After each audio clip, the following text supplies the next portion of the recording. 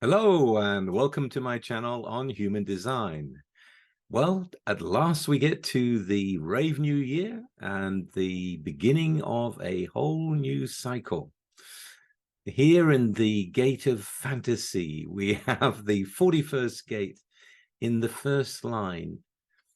Now, this is like a fundamental line. It happens every year, and it is really a matter of the pressure to feel, the pressure to feel, the pressure to feel, to expand through the fantasy. So this is a purely human thing, to want to expand through the fantasy, what we can imagine, what's it going to be like. Now, it's either hot or cold. So the coolness isn't here. The coolness to be able to experience one fantasy after another and feel it all the way through, expand through what that might be like. Here in the detriment, we have it in the hothead, a tendency in understanding to assume capability, leading to strain. The hothead, the urge to release feelings. So think about what's happening at the moment. At the moment, we have this emergence of AI that seems to be really growing and growing and growing, expanding all over the place. Of, you could do that, and you can do this, and you can prompt AI to give you this in words and to give you this in pictures, and it's like a fantasy playground. So much is out there. So you get a little bit of that and you go, wow, and then another one, wow, wow, all the, but do you really feel it? The key to the abstract process is to expand through it in a process. There is this pressure to feel and pressure to feel what it would be like. But if you're going to have a lot of divergent things and there's wows all over the place, you never really get to expand in yourself, because you're jumping from one thing to another. The abstract process needs to really go deeply into it to feel what it's like. So when I look at this and I think about the current times and I think about this year, I think about people getting lost in AI, getting lost in what they can do, full of expectation that it's going to improve their lives, it's going to add to their lives. And in many cases, it probably will. But in many cases, it's also going to have a detrimental effect with this hothead side of it. And there's just too much, fantasy. There's too much unreality because it's based in the expectation rather than in the experience. So the pressure to want to experience a lot of things without actually experiencing them fully. This is what we're having, because AI can do so many things, and it's beginning to go more and more mainstream, and businesses are beginning to take it on. Some are succeeding in that, others are failing in that because it's too scattered. I mean, there's that as well. So what I see is a lot of expectations being dashed. I see a lot of potential being wasted. I mean, this is a root pressure. It's a start codon. It starts a cycle. The fantasy starts the whole process of let's get into the experience. But what if you're just a passive observer? What if you're not actually using your own potential? What if you're putting a lot of your fantasies into what AI can do rather than what you can do, what you can feel? Is it just about being a observer? Is it getting riled up about this and that and none of it leading to anything? The 30th gate is not in this New Year's rave lineup. So it's not about the feeling and that comes in, it's the fantasy. So I see a lot of people being lost in the fantasy of AI. I see people lost in the fantasy of where the world is going. There is a whole lot of information out there that is very much dualistic. In America, for example, the Republicans and the Democrats. All over the world, there is this mixture of confusion that's going on, where people can imagine the worst and they can imagine the best, and they can feel about both the best and the worst. But where do you want to focus your energy? The full channel is a channel of recognition. And the key to that is to be able to focus in on one thing at a time.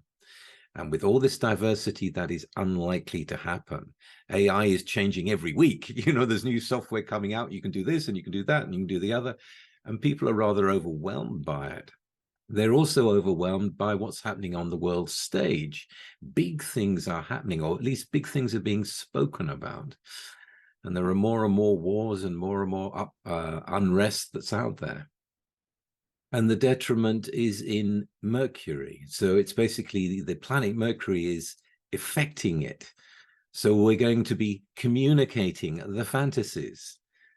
We're going to be communicating our expectations. We're going to get very riled up if we can't get to our expectations, or if we get lost along the way with another one or another one. A time when I think many people can get lost because they are going to be so lost in the different fantasies. They can also become detached from their own life.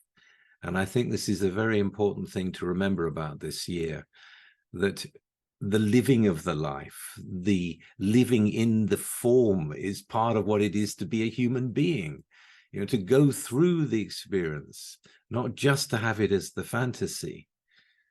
So if there's going to be a lot of fantasies, there may be more looking out. That could be a more passive way of getting upset about this, that, and the other, rather than focusing on the good side. So for those of you who are thinking about, well, how am I going to enjoy this year? You know, one of the things I would say is, for you, never mind about the transits, for you, think about, you know, one thing at a time.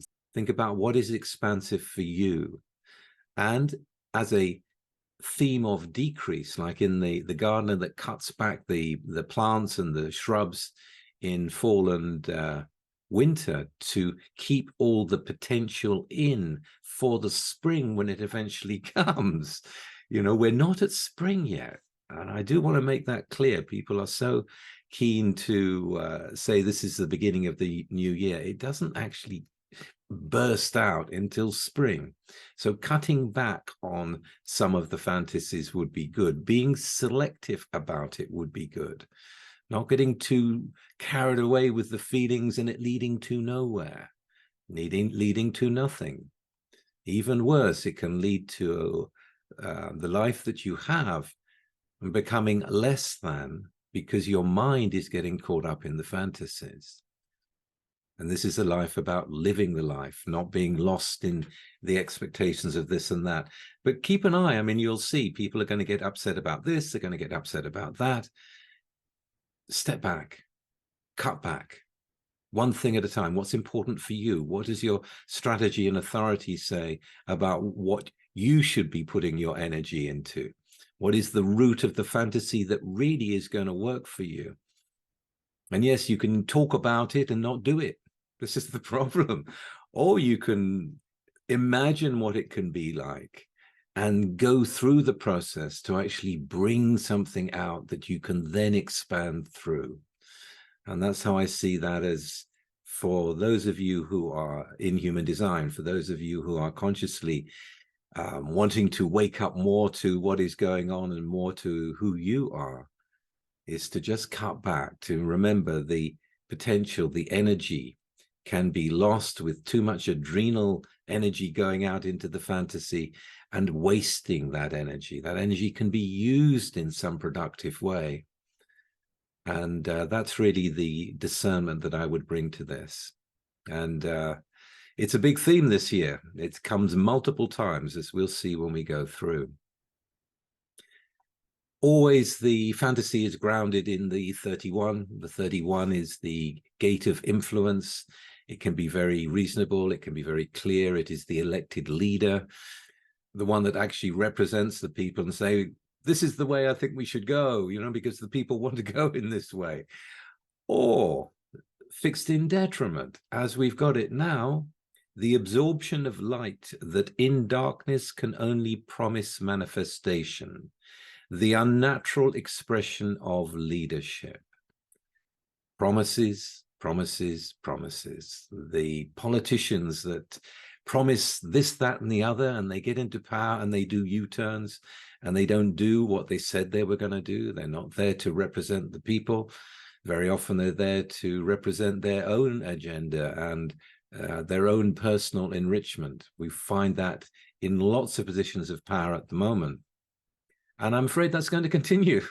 And you can also think about that in terms of the tech people saying, you know, AI can do this, or we'll be able to live forever, or whatever it may be. There's going to be a lot of promises, but are they actually going to materialize? Is it just words?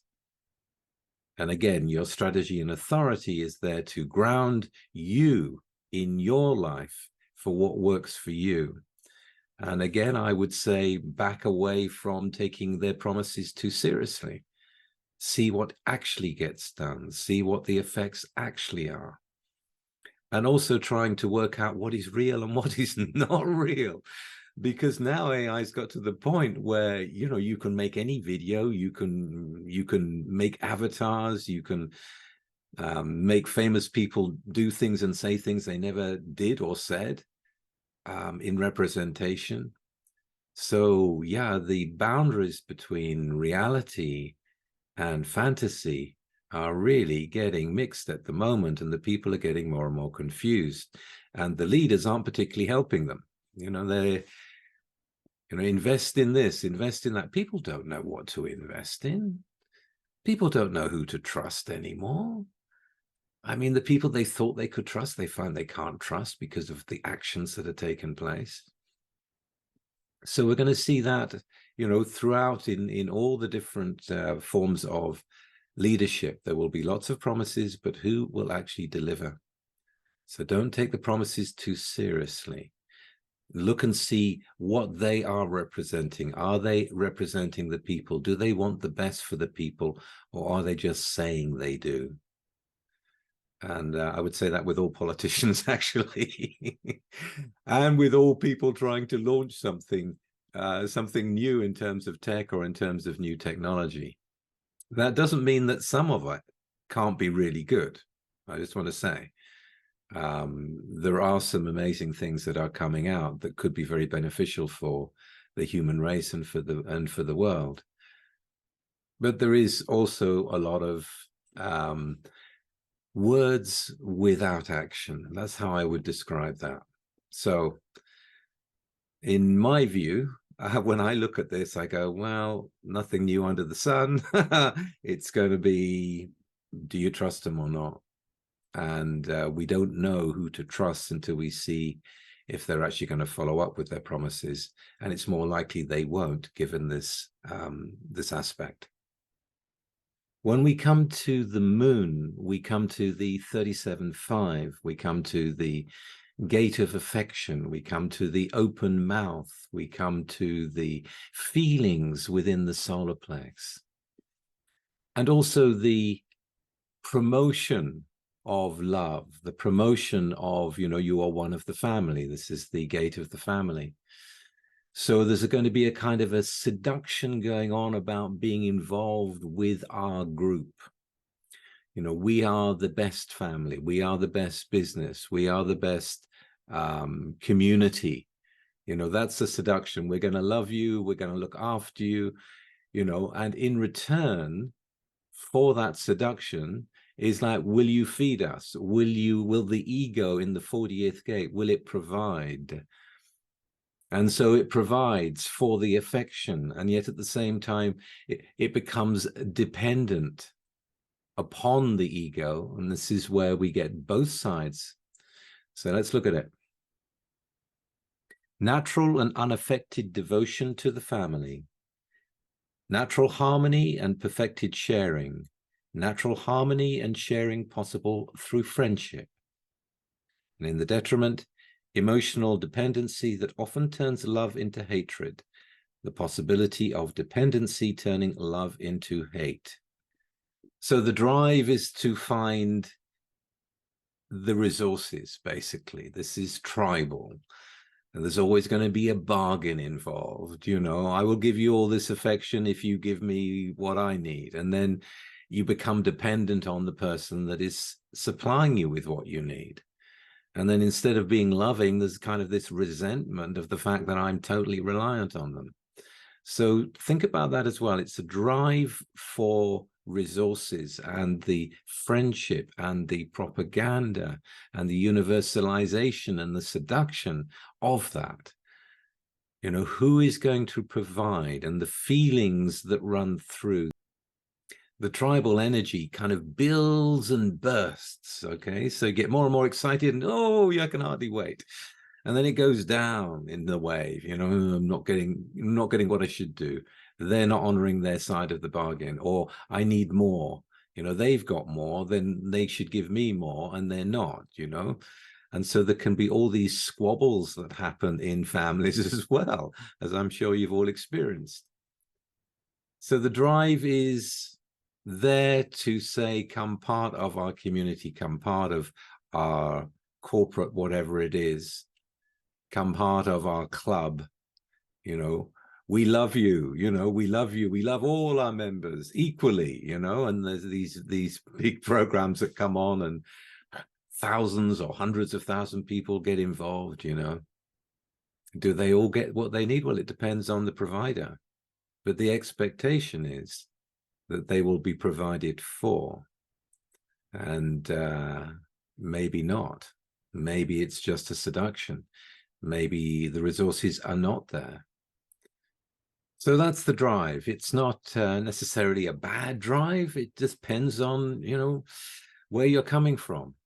I think if you can see through the seduction, if you can see, yeah, this is going to be great, maybe, you know, but what are the consequences? Think about what's happening. Again, I've got to bring up AI. Think about what's happening with AI.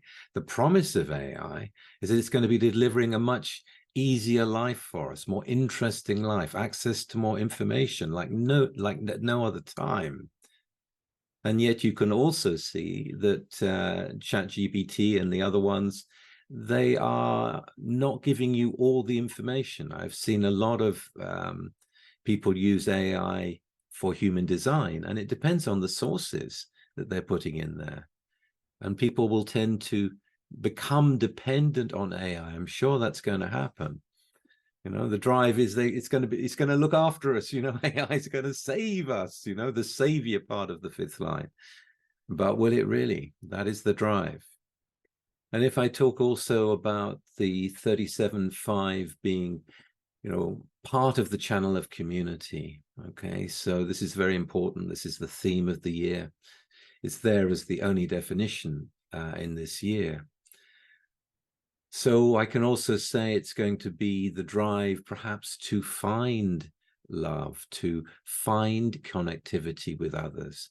And I'm sure that is also going to happen with this dependency upon technology, and our infrastructure and our lives are becoming very intertwined with it. What about community? What about connection? You know, there is happening all over the world. There are people connecting in larger groups. They're coming together just to relate, you know, to come back to speaking to someone in the aura together. You know, that meeting, that hugging, that connection, you know, that's the other thing that people are going to be looking for in this year. What can AI not provide? ChatGPT especially is very understanding, very reasonable. You know, it praises you a lot when you ask a question. Oh, that's a very good question. You know, you're speaking to a machine. You're speaking to something that filters patterns and knows how to get through to you, knows how to seduce you. But is it taking away your life? Is it giving you what you really need? It's a resource, but if it's used in the wrong way, it can actually take away your own resources, your own imagination, your own sense of connection with other human beings. And so the drive, you must look at it in both ways. If we become too dependent on technology, do we lose the sense of community? Do we go out and gather together? You know, is that happening? In some places, yes. In some places, they are prioritizing that. In other places, the majority, no, we're just sitting behind our computers, being told this, that, and the other, and getting lost in it all, and having lots of virtual friends, Facebook friends. But that real connectivity, that real sense of being part of a family, how real is that? Is it just a seduction? That's what we need to ask as well. And the 37.5, you know, it can be a very sweet love between people in families, you know, blood is thicker than water, etc. It can really be quite something in that. So there will be, I'm sure there'll be times when the family will come in to help other members of the family that are not integrating well with the change in the world. The strength of the family or the weakness of the family when the resources, too many resources are going. So that's the drive to find connectivity, the drive to find that will provide, the drive for resources, and the seduction in which to get the resources. There's a lot of talk about AI giving us more time in our life.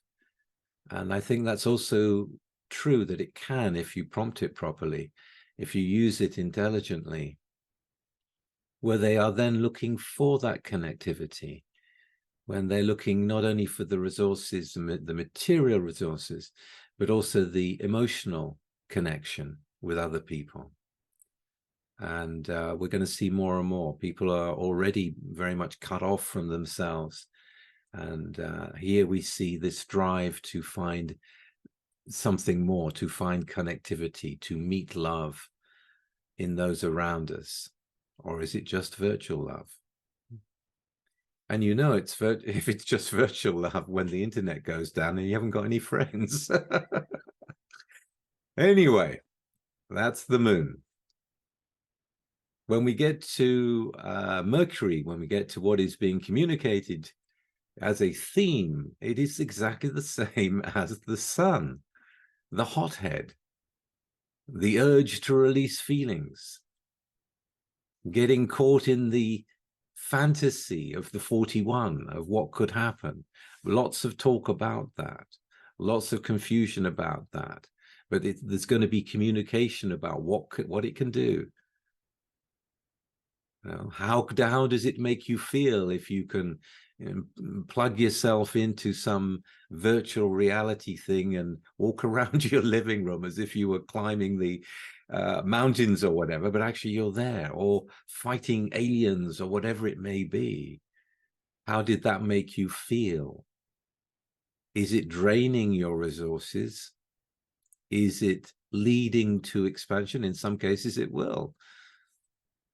In some cases it will also keep you wanting more and more and more. I want you to think about this in terms of this drive from the adrenals is really about the drive for expansion.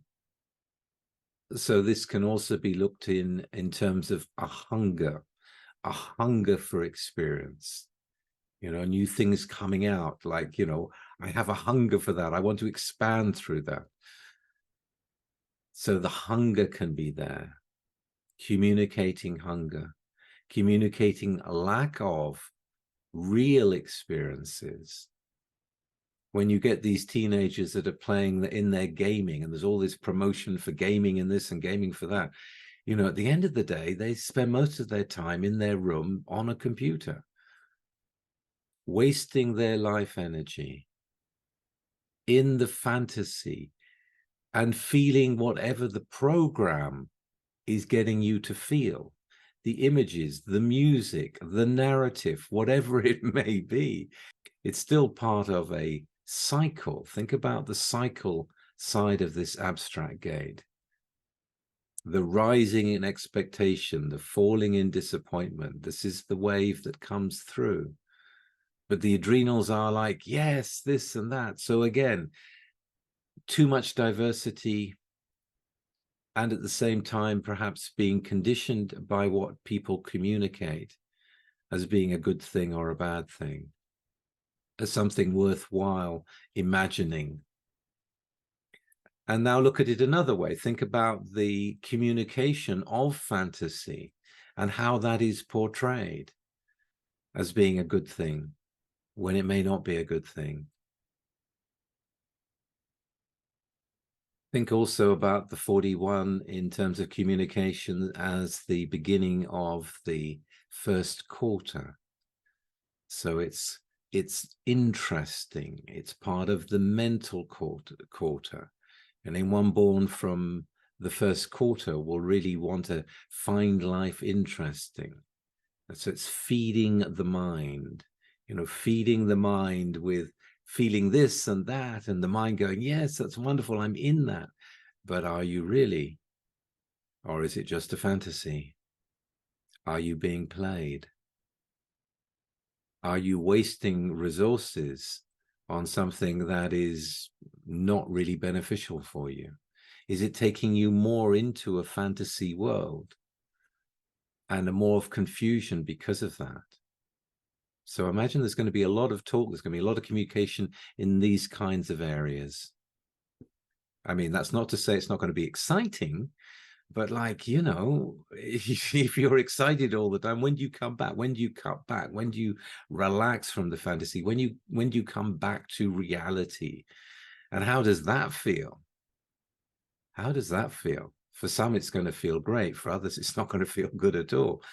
The fantasy can be escape from the terrible reality of wars and confusion and everything up in the air in terms of world politics.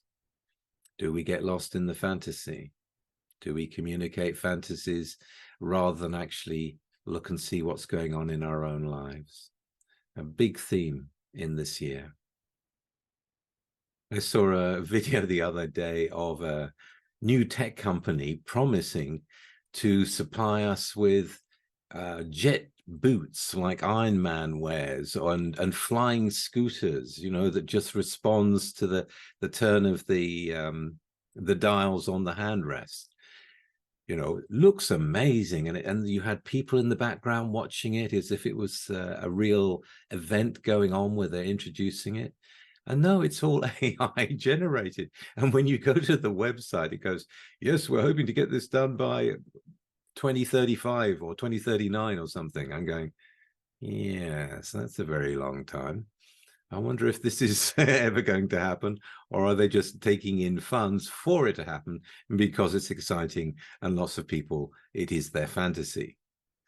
So again, think about communication of fantasy.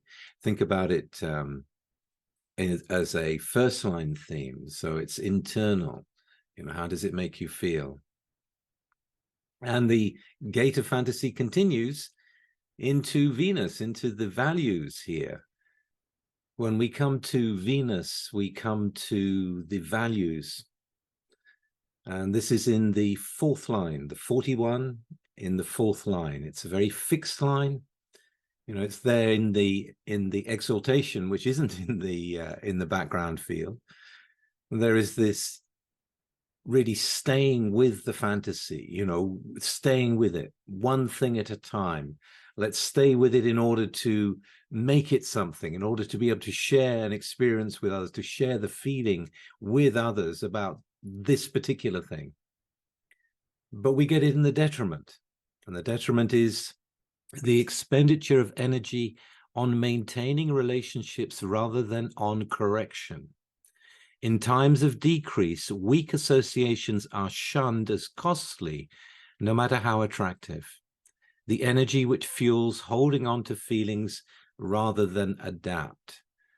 So rather than holding to the fantasy, holding to that root energy, that pressure to feel in a particular way or to experience a particular thing gets watered down because you are having to deal with the other. And in that sense, you can get lost in the other's control over you. And how does that happen?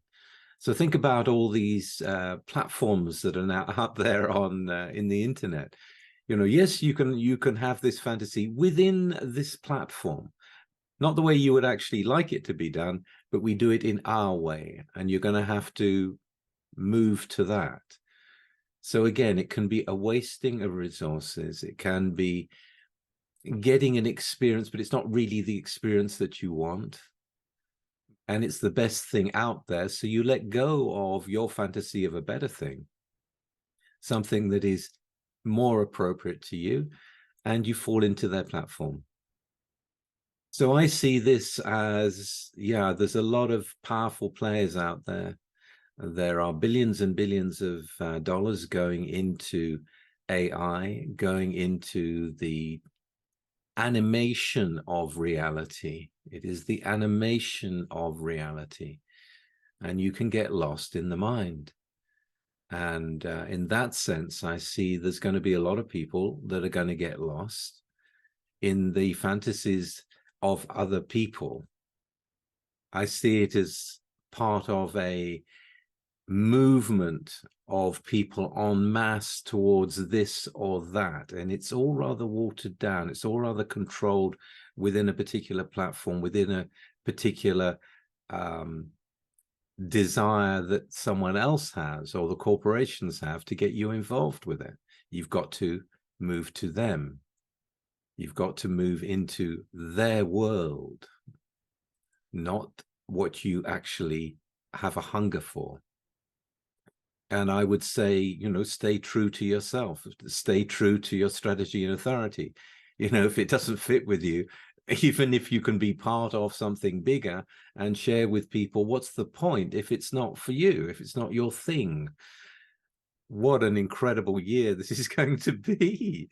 And I think there's also going to be a lot of disappointment. You know, one thing is like, it's going to be great. And the other thing is, oh, is that it? So, yeah. That's something to really look out for, something to be aware of, and realize that life isn't about getting caught in someone else's stream. What is it doing to your resources? What is it doing to your life resources? What is the hunger really about? What is your life really about? Are you on purpose? Or are you being taken off your purpose because of some pretty things that are out there that everyone wants or thinks that they want? What streams are we being pulled into is something that I would consider. What is a stream that is pulling you into something that is not real or is not what is really for you? Anything can be made to look great now very easily, but what's the truth behind it is something else that I consider. So when we come to Mars, we come to what is called immaturity in human design. We come to a certain amount of instability. The 60th gate, at its foundation, it is to accept the limitation in order to transcend it. Something I know extremely well because that's my design sun. You know, I work very well within limitations. I have learned through trial and error that, you know, breaking limitations, sometimes I do break. In fact, quite often I break limitations. But it's basically, I accept that they're there. I then test them. You know, does it apply to me? This is an individual gate.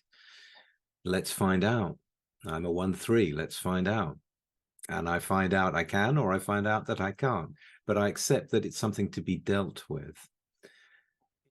In the third line, we have in the line of conservation, but fixed in detriment.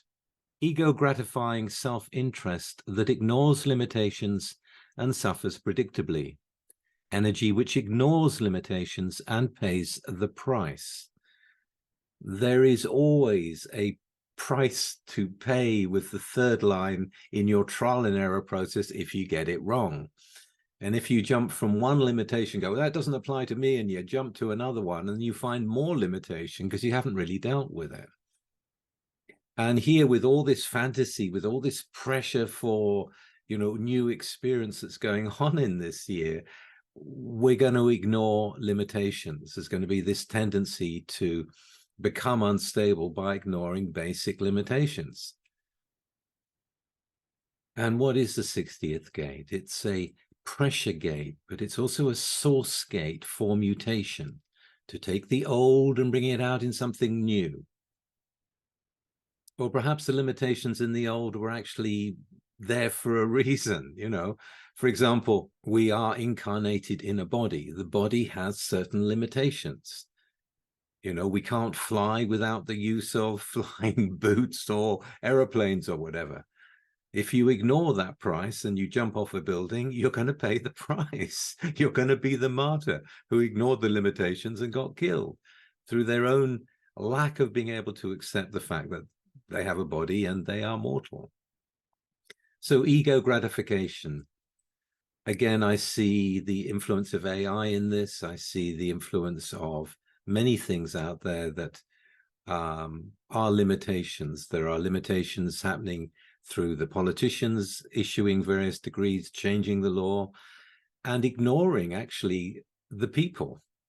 I mean, that is going on a lot. And so there is going to be a price to pay. It's unstable. It's excitable. It's Mars. It's fiery. You know, there is this energy, you know, where when you think about the root, think about what must be done, what has to be done. You know, I have to break through the limitation. Now, do you break through the limitation by accepting the limitation and transcending it and go, okay, I'm going to work within these parameters? Or do you go, no, I'm going to just go out and do it anyway? Think about all the people, and there's a huge number. The majority of people are living paycheck to paycheck, you know, and they get involved with the fantasy of, you can do this and that, and they overspend and they have to deal with it. You know, people that have to choose between food and heating, for example, the limitation that they don't have enough, they can't afford to do this or that, and yet they still do. And the interest that they pay, enormous amounts of interest on credit cards, and it has this detrimental effect, you know, it drains you, your energy, your resources are being siphoned without you even knowing it, even thinking about it, ignoring that for ego gratification. You know, let's jump into the next shiny thing. In all the technological movement in terms of health, you know, and bringing AI into the bodies, under the skin, you know, are we ignoring limitations there? Are we playing with nature in a way that we really don't understand? Or we ignore and we go, well, we can do it anyway. But they don't know the consequences. There is that going to be going on as well, which I can imagine is going to lead to a lot of physical breakdown. I think it's going to lead to a lot of infrastructure breakdown in the societies as well. In England, there's been so many of the councils that are bankrupt. You know, they've ignored the limitations of the budget. They spent too much on things that were probably not very useful, and they can't supply the needs of the people. And I care about the people. So, yeah, I think there's going to be consequences. And also, though, for those people at the top, I think there's going to be consequences when they ignore the will of the people. There's a lot of unrest. There is a lot of pushback against what's going on in all the wars. You know, the people have had enough of the endless wars, and yet the politicians are still pushing for what they want. Well, there will be a cost to pay. There will be a cost to pay for us as individuals if we spend too much time on the computer and not enough time exercising and getting into contact with what it is to be alive, going out in nature, you know, being caught in the limitation of the fantasies and the detrimental effect that it will then have on the body. So as a 60th line 1 gate in my sun, I would say the limitations need to be adhered to. You need to understand them deeply and accept that they're there. And then you can work within that. But if you ignore it, there is going to be breakdown. There will be breakdown of different structures. There'll be breakdown of different new technology. They may well be running out of the resources in order to power up the new technology as well. There's going to be a huge demand for cooling through water resources. There's going to be a huge amount of a need for rare earth minerals. You know, there's a lot of things that if you ignore the limitations, things aren't going to work very well, both physically and technologically, and at a societal level as well. And the resultant depression that can come from that. And remember, you know, we know that the whole world is going through a global change. So again, you can expect trouble to happen in terms of what has been fixed, what limitations have been put down. What are we told is no longer a limitation for us, but in fact it is. And we've got to also put this in terms of Mars. So there is going to be some instability here. There is going to be built into this a lot of confusion with people not knowing exactly what to do in this situation, in the world, in the current world situation. You know, the 60th gate is trying to reach to the third gate. It's trying to reach to a new order in which to live, but it's still held within that limitation at the moment. And it's very important to understand that this is a pulsic energy. It's either on or it's off.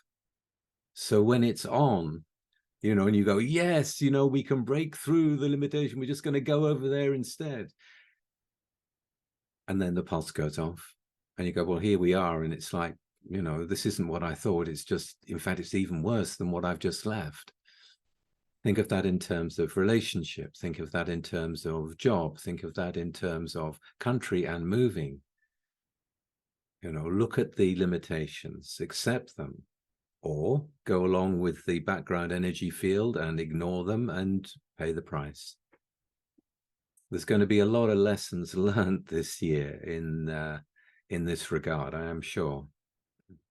When we come to the larger planets, when we come to the background field of Jupiter, we come to the 53 line 4, a fixedness, an externalized fixedness in beginning something. Now here we have it both exalted and in detriment. So in the line of assuredness. So to stay with the new beginning, to grow in it, to expand in it, to enter into the process. And because it's fourth line, it's also going to be aware of the other side. It's going to be aware of the 42, of finishing it, this cyclic energy, you know, fixing to the new beginning. And if you stay with it and expand through it and experience the whole thing, you do get to the end, you know, and then you know what that whole process is about, but you've got to get to the end. So when you look at the exaltation, it is the ability to maintain the strength of one's individuality in complex and often awkward situations that ensure continued security and development.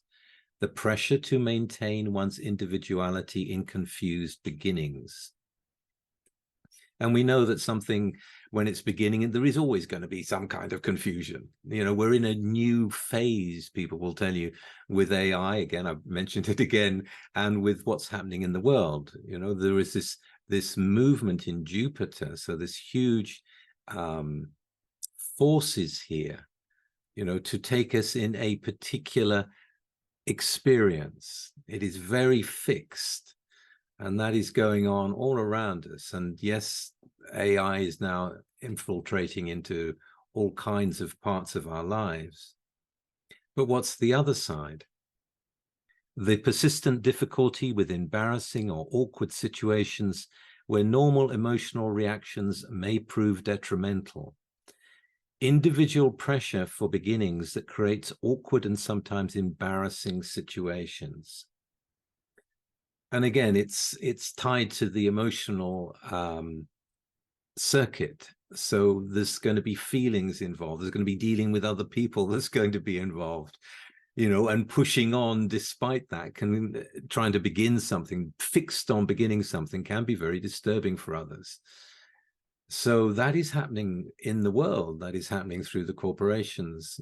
That is also happening in individual lives, where people go, well, look, I'm going to I have this pressure to go out and do my own thing in my own way. I'm going to begin again, have a new life. Now, either you fix with that and go through the process of that new life or that new relationship or that new job or that new country or whatever it may be, or you don't. And if you're going to stay with it, you're probably going to disturb a number of people. You know, it's going to be at a relationship level, it can be quite difficult. If you're in a partnership and you want to change the way that you operate in the world, or the job that you want that's going to involve your partner and you going to a different country and they don't want to go, and you're going, well, I've got to for my job or for whatever it may be, not going to help the relationship. And the other thing is, can you complete the cycle? Can you finish what you start in confused beginnings? Can you get there? Can you finish that cycle? Or are we just starting things we can't finish? Are we starting things we don't know enough about? Are we beginning to move into a process and we're not in control of it anymore? We don't even know what's going on. And again, think about AI, think about some of the new advanced technologies they're bringing out in every field. Think about the drones that are now out there as part of warfare. You know, we've started that, but where does it end? You know, what does it bring? What is that process? We don't know until we get to the end of it. So think about Jupiter being very fixed on new beginnings, and that influencing a lot of people, most people. People feel like, yeah, we're in something new now, but we don't know where it's going. And it's all very scary, you know, and it creates a lot of stress. And a lot of people are feeling that. And where does this stream of abstract expansion and process lead to? It leads to the 42, the gate of endings, the finishing the cycle, and it also leads to the commitment. So the commitment, what are you committed to? Are you committed to something that came from a correct decision or not? Are you committed to a new beginning, which you don't see to the end? Again, a waste of resources, undue stress in the life. Or can you see it through? Do you have that assuredness? Are you truly up for the new beginning, no matter what? Is it a new beginning that is going to create so much stress that it doesn't end well, both physically or psychologically? All these things you can consider with what's happening in the world at the moment. And some things that are being started are really worthwhile and fantastic. As I said, there's a lot. When I look around the world, I also see a lot of people creating some wonderful things out there that are for life and for maturing as human beings and having experiences and sharing experiences and processes with others in a more holistic way. That is happening more and more as well. So it's not all dark news. It is also there'll be things started that will mature and will be very useful going into the future, that'll be happening in this year.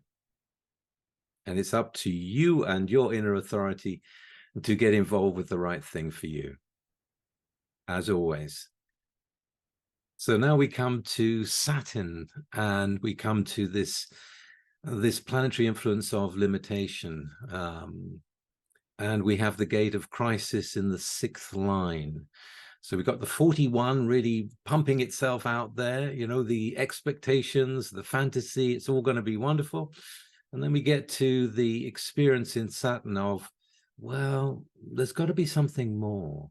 I mean, with so many choices of so many different experiences that one can have with the new technology and the new gadgets and the new environments that are being created, you know, where's it really leading? Is it really worthwhile? The 36, line 6, looks to the next hexagram. It looks to motiveless action in the 25, line 1, which has a mystical potential. And I also see that that is also going to come, the limitation of technology, the limitation of the way the world is going. You know, it's experiencing it like, well, do we have to keep going on with the same thing again and again and again? What more is there? What more is there? And I think this can develop into more of a spiritual attunement and wanting to experience something more, something higher as a human being, rather than just being soaked in different fantasies and the feelings about them as you're experiencing them. So what? This and this and this and this and this, so many, and even more and more coming. We're being swamped by different experiences where we can feel in different ways. What more is there?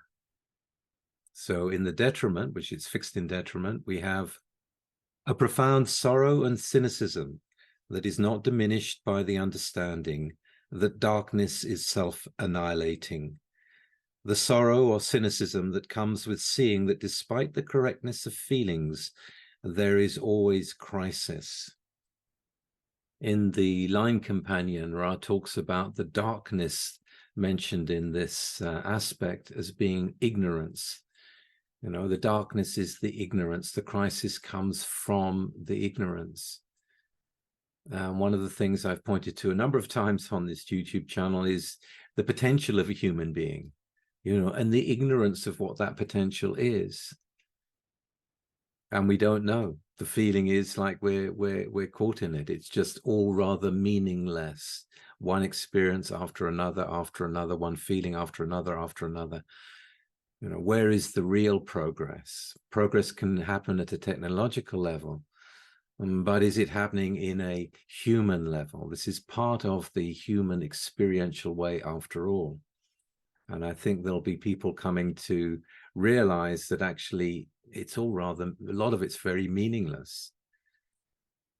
You know, are people going to be able to think for themselves if AI is telling them, you know, what to write and how to write it, and you just prompt it?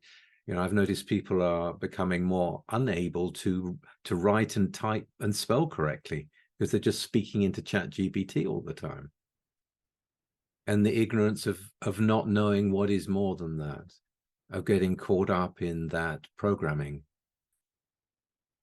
And the crisis of feeling like, I don't know where else to go. I don't know how to go further.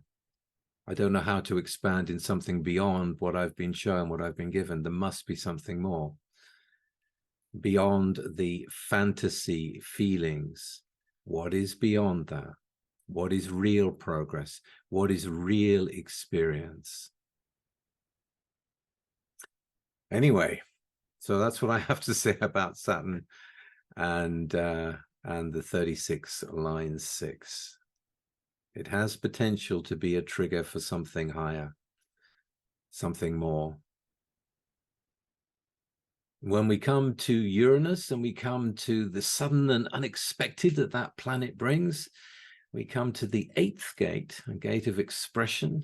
I can or I can't in the 4th line, the line of respect. The gift of naturally recognizing the contributions of others, and particularly the acknowledgement of those who lead by example. In Jupiter, the uncompromising drive to assimilate, the drive to contribute and be an example to and for others. And in the detriment, in a group where limitation is transcended, reason alone cannot predict individual worth. As an example, the acknowledged leader of an athletic team is not necessarily the most talented, a gift for contribution that is not conditioned by limitations. So this is about unusual contributions, something individual, something that we haven't seen before, something that we're being told about, something that we're being shown. This is the agent to the artist. This is a unique style, a unique expression, something that can bring the collective into wanting to pay attention to it.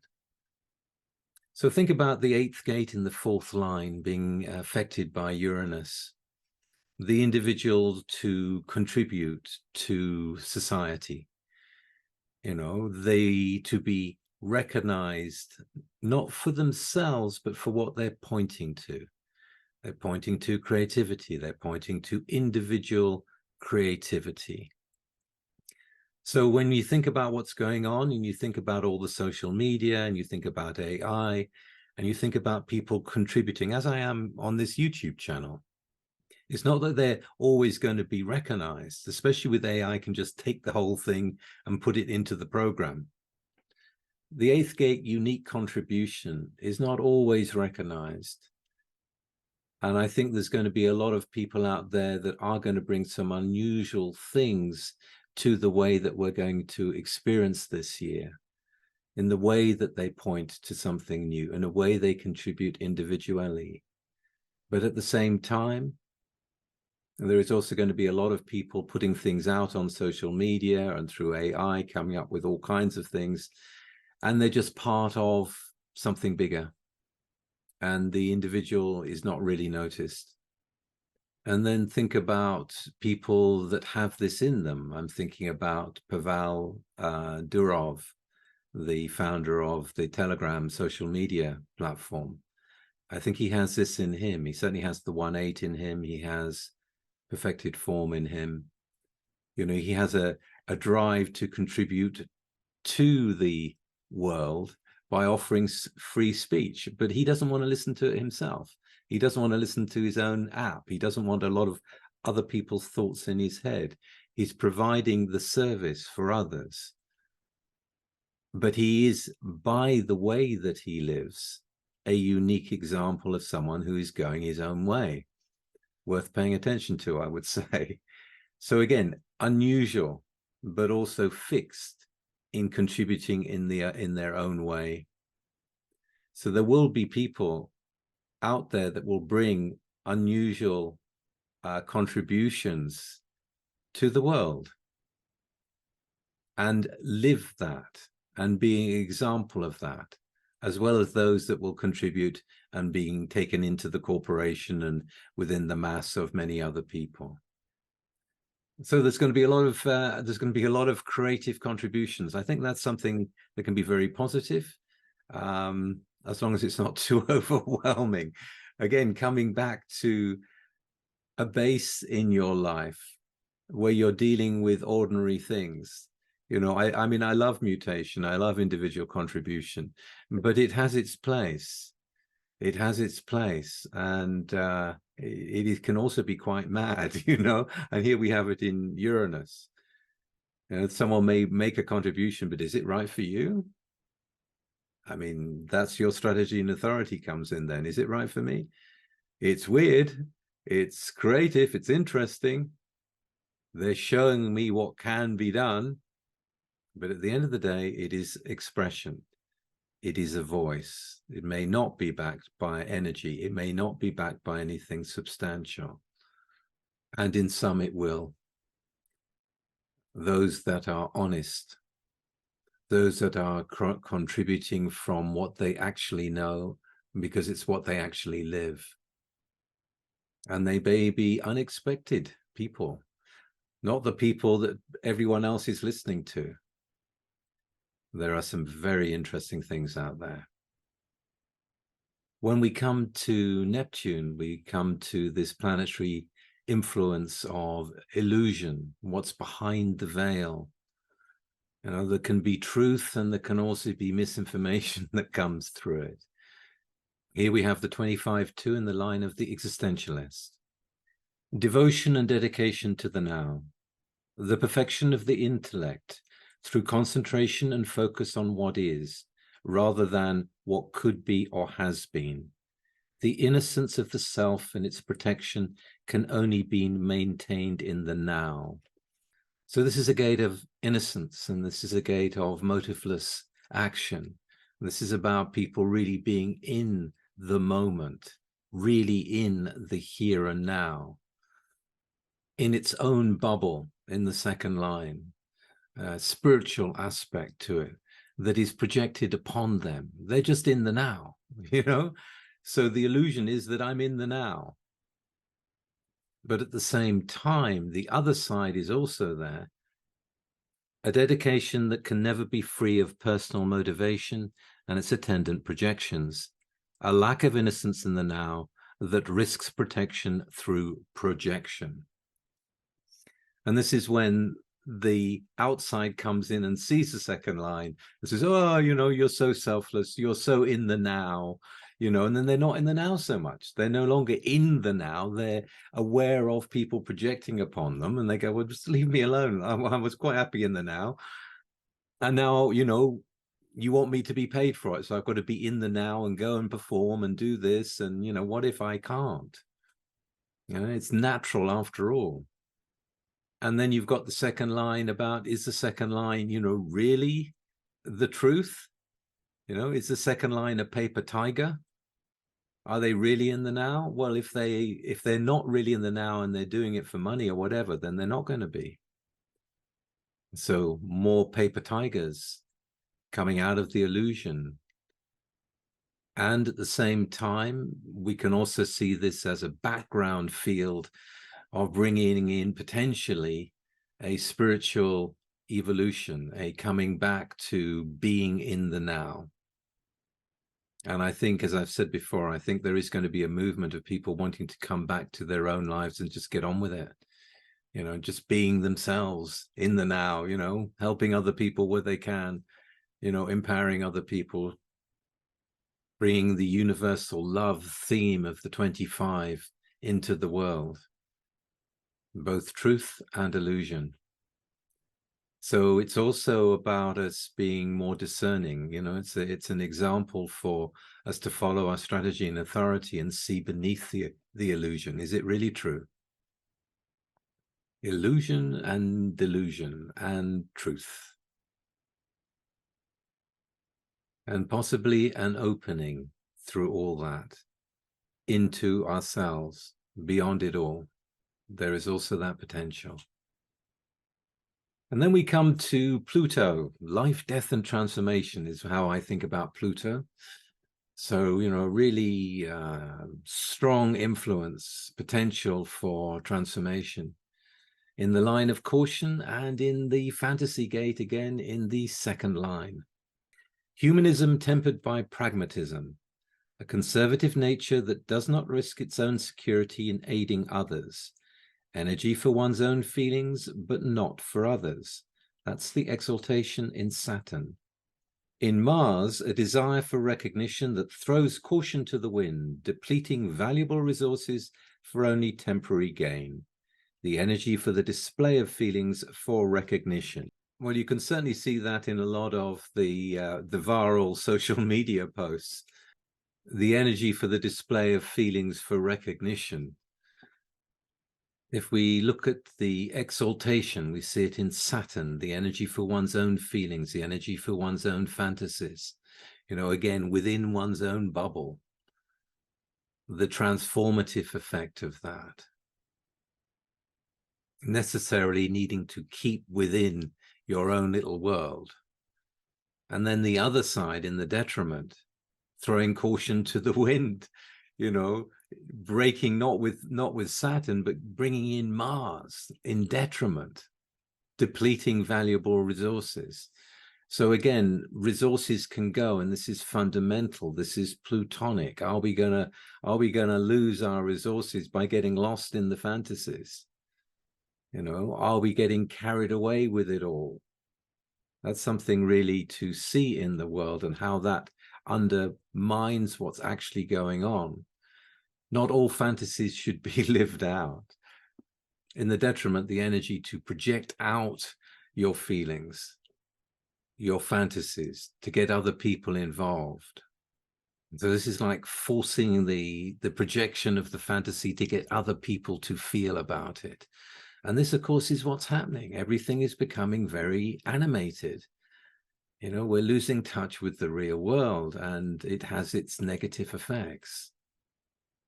It's almost like a spell is being cast through this technology. And so many people are being caught in it. And it has consequences at a plutonic level. Life, death, or transformation. So the next thing we must look at is the nodes. So I've left the nodes till last because this is kind of the path that this year is going down. But before that, I also delayed doing this video because I had a big announcement to make. And so here I'm going to make it. I'm not going to show you a whole video. I'm not going to take up your time with that. I just want to announce to you that I've recently brought out a new website. In fact, it happened as we went through into the new cycle. So perfect timing, late night, but perfect timing. So within that, the website is there. It's combined also with the app that I started last year in the new year. It's now been perfected. Everything is there. The advanced descriptions, the Dream Rave transits, a really functional and useful app. And my descriptions are now on every aspect of human design within that app. So you can now access it through the website. And I've been saying to people for a long time, yes, I'm going to go back to the professional training. Well, I am. And there is also the teaching platform that has been built where I'll be doing PTL 1 and then going to PTL 2, 3, and 4. So I'm going back into training analysts. For those of you who have been waiting, you can now book. I'm going to start that training when the new year actually manifests in the world, perfectly on April Fool's Day, which I mentioned in a previous video. So the 1st of April begins my next wave of professional analyst training for those people who are waiting. And again, it is all available through the one URL, human.design. So do take a look at it. A lot of creative energy and time and effort has been there to create something that really looks good and is very functional. I've never had a website that is so functional on the back end. There are all kinds of ways of helping you and providing a better service with this new site. So I'm really pleased it's out there. And that is my big announcement. Check it out, human.design. Thank you. Now, let's get to the nodes. Now, remember, the nodes are like one long road. You have the south node, the beginning of it, and you have the north node, but it's all part of the same road. So we start with the 40th gate in the 4th line. This is a will gate, the deliverer, the will to work, the ability to work and the wanting to work for love. And in this case, in the 40 line 4, in the line of organization. In the exaltation, the power to transform and the intuitive intellect to select and organize for the purpose of maintaining deliverance. The power of the ego, when organized and active, to maintain separateness. And in Mars, an uncontrollable zeal that ignores the quality of support in preference for the quantity, which in the long run may destabilize deliverance. The empowering of the ego through the capacity to organize others. So we see a lot of organization going on, you know, to be able to deliver the new technological advances that are coming. The people that are involved in helping other people, in supporting other people, you know, they are working very hard, but they also need their rest. This is where the exaltation comes in. You do your work, then you get away, you enjoy your aloneness, you have a rest, and then you come back. That's the exaltation. In the detriment, it means there's going to be a lot of people probably overworking, you know, doing too much.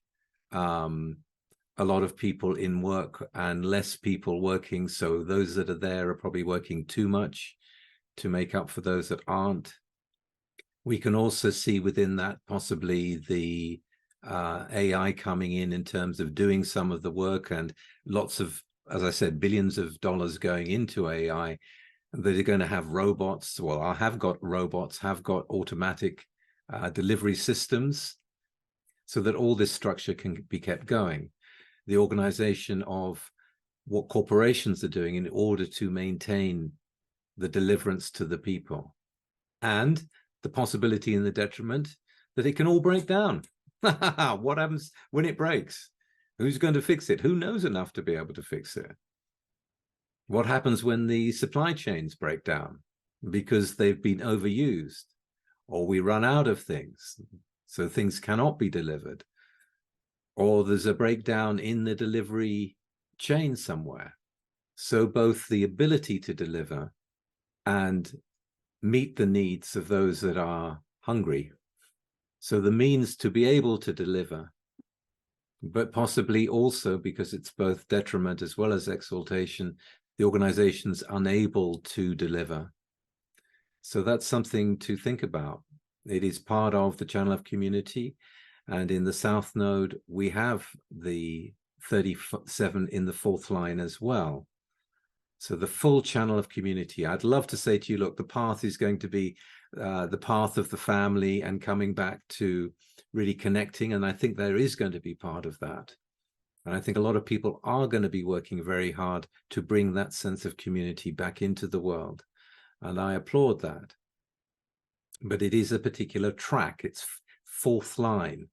The whole channel is fourth line. So very fixed delivery systems, fixed meeting of the needs, the set needs of the tribe, the set needs of the family, not necessarily the individual needs. So the North Node is in the 37 line 4, leadership by example. Any member of the family may take on a leading role through exemplary behavior. In exaltation, the moon, the manifestation of the highest principles in everyday and practical affairs, the possibility of the highest principles in all relationships, resulting in a leadership role. And in detriment, in Saturn, a conservatism that generally only accepts the leadership of the father, who may or may not be a valued role model, the possibility of being insensitive to the leadership of anyone other than those accepted by tradition. So this is really about the emotional energy there to bring in the resources. The family needs to be fed. So it's like, what is the emotions that are going to bring in the resources? And those that can bring in the resources are those that can have that leadership role, because they are doing that. They're getting their way through. They're massaging the ego of the corporations to get their needs met and the food to the family, whatever it may be. And fixed on that, who they know, who's in the network. In the detriment, just getting the resources from the normal ways, from the normal sources, from the accepted sources, and not paying attention to other people who are getting resources from other things. And again, we can see that in different ways. We can see that in financial affairs. So more energy is now going into the crypto market, not traditional. And yet at the same time, it is providing resources for some people. And some people are losing resources, of course. So there's this backlash of like, I lost a lot of money in crypto, therefore I'm going to stay with the banks. That's a detriment. I'm not saying everyone should go to crypto, not by any means, but just look to see in the North Node who is really getting the resources, who has the resources, who is supplying resources for the needs of the people, for the needs of the community that you're in. And they may be people that you've never heard of. They may be people that come out of the blue, and yet they can provide the resources. And again, with clever people using AI, I think there's going to be a lot of resources that were not available before, and not traditional. I can also say that because of the channel of community, there's going to be a bargain involved. What is the bargain? Is it a fair bargain? Are they really good leaders? And I think you are going to see the emergence of some really good leaders and some really good people that are able to help the family. But there's also going to be the 41, which can take a lot of energy, that can get lost in the fantasies. So needs and resources and fantasies and reality, and where are we in all this? Where is the individual? Where are you as a singular being in this, in your own life, in your own development? Are you going to get caught up in the community, the larger community? Are you going to have to choose sides the way the tribe is? Are you with us or are you against us? You know, which community are you going to be part of? Which communities are you going to be part of? Are you going to be part of the communities that can really bring you what you need? Or are you going to get lost and distracted by those that are just promising it? So that's what I have to say about the new year. I hope you found it useful. It's certainly going to be quite a year, 2026. I'm looking forward to it. I think it's so far so good. I'm looking forward to it. But I'm also going to keep, you know, with all the fantasies about, with all the imagination, with all the new tech, with all the movement about resources, I do think there is also this time for us to get grounded in our own lives and what is really real as well. Okay, I hope you enjoyed this, and if you did, please like, share, and subscribe, and I'll be back very soon, maybe not on Monday, but I'll be back very soon with something completely different, and I will see you then. Bye for now.